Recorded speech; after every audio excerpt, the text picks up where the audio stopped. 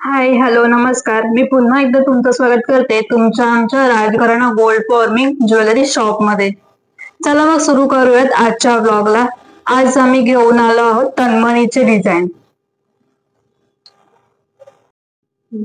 तन्मणी हा पेशवेकालीन अलंकार आहे आणि अतिशय रॉयल आणि अतिशय एलिगंट अलंकार आहे.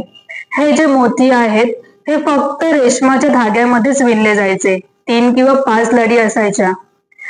हे जे पेंडंट आहे ह्याला खोड म्हटलं जायचं आणि ह्या खोडामध्ये जी रत्न आहेत ती विषम संख्येमध्ये असायची, म्हणजे 5, 9. आम्ही स्टँडर्ड 5 वापरली आहेत.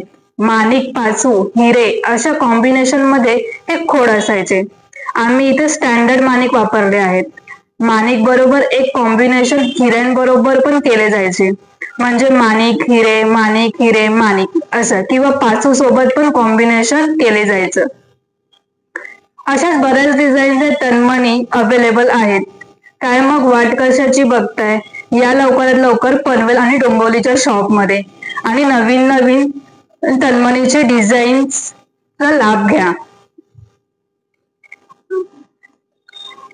अशा नवीन नवीन व्हिडिओज पाहण्यासाठी तुम्ही आमच्या चॅनलला नक्कीच लाईक करा, शेअर करा, सबस्क्राईब करा.